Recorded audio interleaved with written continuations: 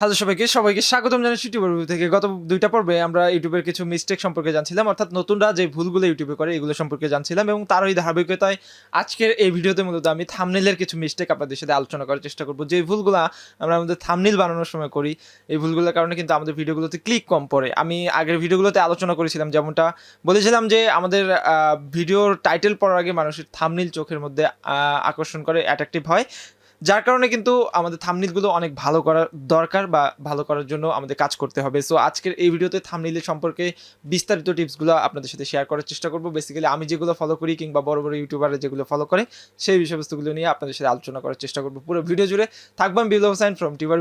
চলুন শুরু করা যাক।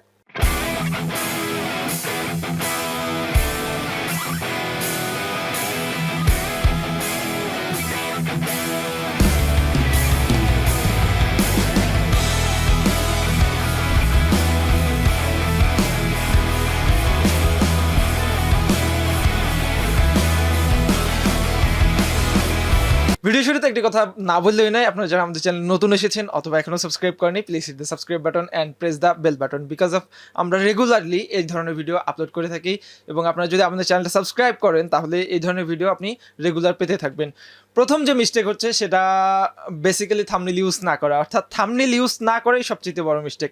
আপনারা অনেকেই হয়তো বা অবাক হবেন যে এখন আমাকে অনেকেই মেসেজ দেয় চ্যানেলটা একটু চেক করে দেখতে, বাট চ্যানেলে যখন আমি ঢুকার পর দেখি যে চ্যানেলে কোনো থাম্বনেইল নাই, অর্থাৎ বাই ডিফল্ট যে থাম্বনেইলটা ইউটিউবে শো করে ওটাই তারা আপলোড করে দিচ্ছে, ওইভাবে ভিডিওগুলো চলছে, তারা কোনো থাম্বনেইল ইউজ করে না।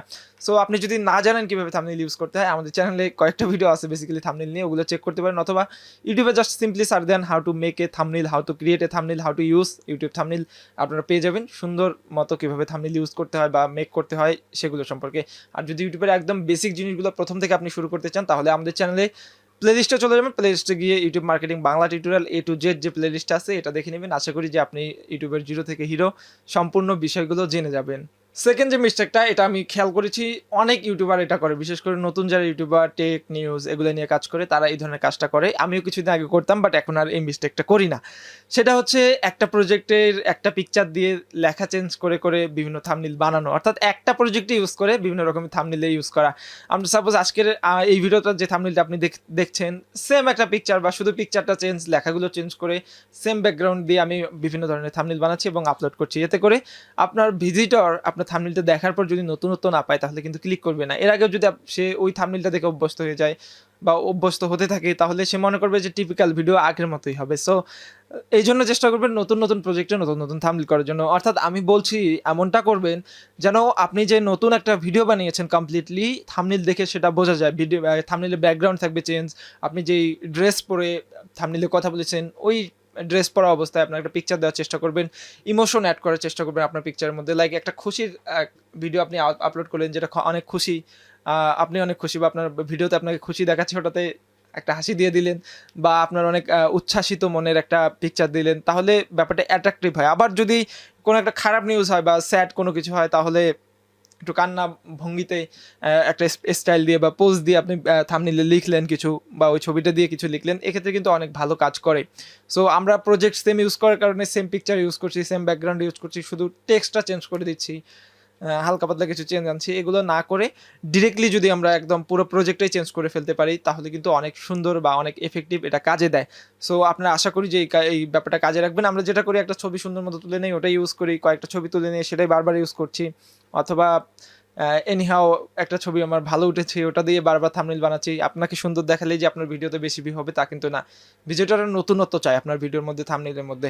সো আপনি চেষ্টা করবেন সেম প্রজেক্ট ইউজ না করে নতুন নতুন প্রজেক্ট ইউজ করার জন্য, নতুন নতুন থাম্বনেইলের জন্য। সো আশা করি বুঝতে পেরেছেন। তারপরে যে মিস্টেকটা আমরা করি, ভিডিওর ভিতরে রয়েছে একটা, বাট আমরা থাম্বনেইলে অন্য একটা ইমেজ, অন্য একটা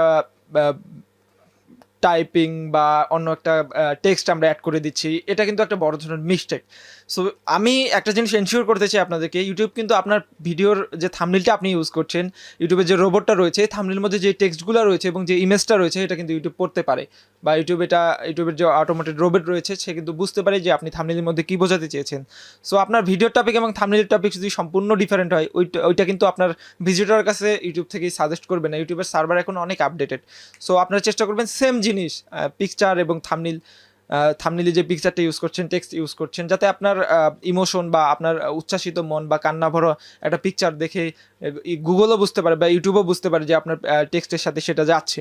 সো আপনি সব কিছু ম্যাচিং করে দেওয়ার চেষ্টা করবেন। ভিডিওতে যদি যে টপিক নিয়ে আপনি কথা বলছেন বা যে কন্টেন্ট নিয়ে কথা বলছেন, থাম্বনেইলও সেম টাইপের দেওয়ার চেষ্টা করবেন এবং টেক্সটটাও সেম টাইপের দেওয়ার চেষ্টা করবেন। এত কিছু বলার একটাই উদ্দেশ্য হচ্ছে ইউটিউব কিন্তু টেক্সট এবং ইমেজ এগুলা পড়তে পারে, রিড করতে পারে।